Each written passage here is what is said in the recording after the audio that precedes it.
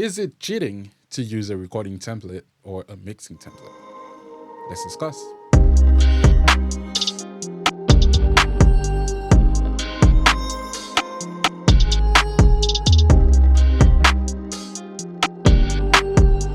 What's up, guys? It's Eli from EliMusicGroup.com. Be sure to check out the website for any and all of your music needs.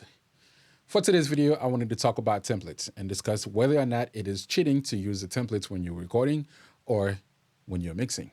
But before we go ahead and jump into the meat of it, let's first discuss what is a template and what is it used for.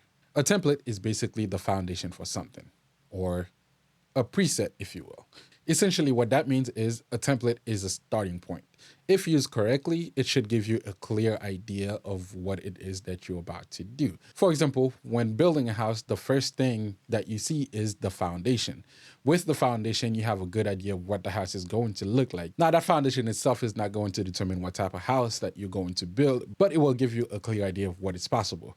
So basically, you do have the possibility to take that house into whatever direction that you want, but the foundation does give you a clear idea of what is possible. Now, if we were to take that same concept and bring it over to music production, it's the same thing. The template basically gives you an idea of what is possible, and it is still up to you to take the song in the direction that you want it to go with. The template essentially just help you start from a point that already sounds good versus starting from scratch. When you do something over and over, you get better at it. And not only that, you are able to do it faster each time. But wouldn't it be better if you didn't have to start from scratch every time? Well, that's what the template does for you. It allows you to pick up further down the line, making your job easier. And the best part is you're not stuck to what is already there. In a template, you can always go in and change whatever you want, whatever is working. As a matter of fact, I don't use a lot of templates when I'm recording or when I'm mixing. I basically have one go-to template that I use every time.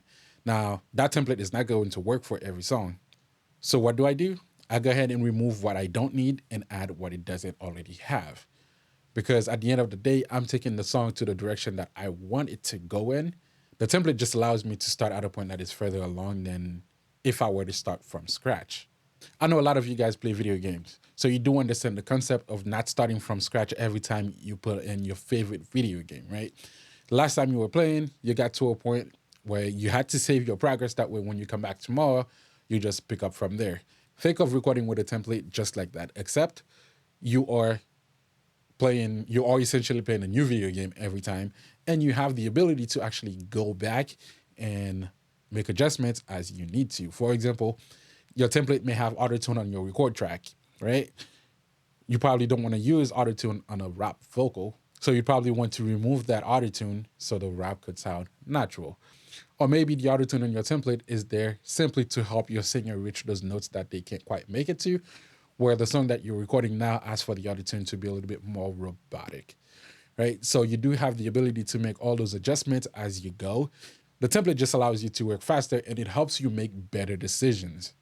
Before we jump into the computer so you guys can see what this template actually looks like, make sure to drop a like and comment down below to show your support to this channel. And if you're new, don't forget to hit on the subscribe button and turn on the notification for more videos like this. And for those of you guys who wants to support the channel, you can go ahead on the website and get this t-shirt that I'm wearing today. We would really appreciate it.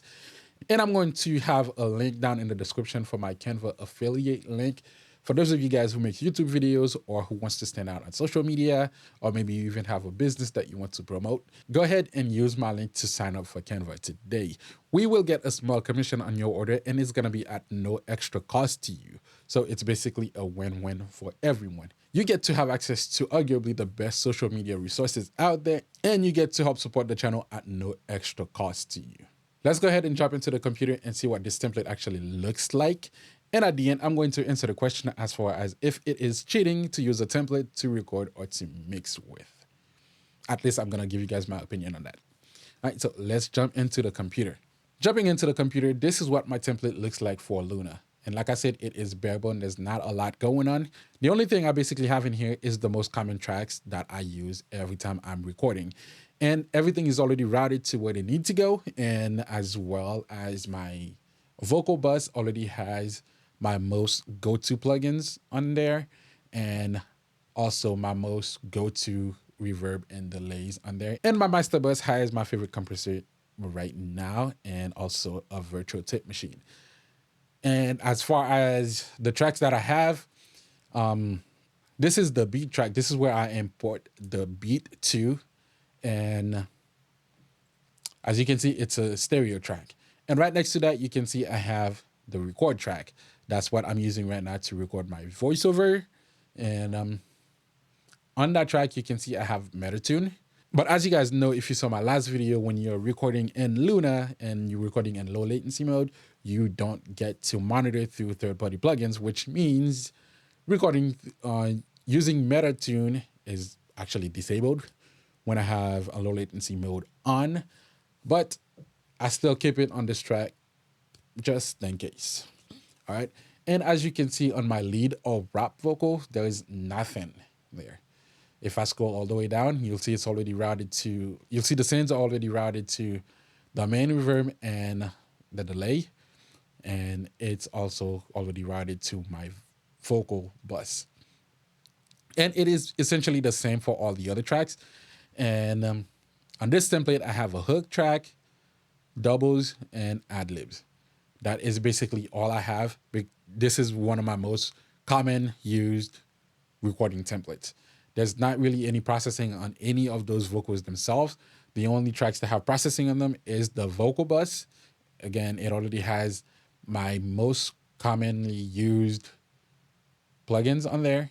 And also for the effects tracks, I have my most commonly used reverb and delays. That's not to say that this is the only way that I'd be mixing a track. I would basically add what I don't have. For example, on this track, I do not have a modulation bus, but if the song that I recorded needed to have modulation, I would be adding that when I start the mix on this song. And that is basically it for this template, right? If I were to start a mix in this template, I have a lot of room to maneuver.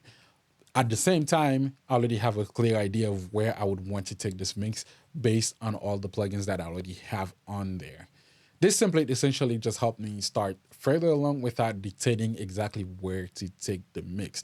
Yes, it does give me a great idea of where the mix could go, but at the same time, it allows for the flexibility for me to take the mix whatever direction that I want to. And that is how I feel like a template should be used.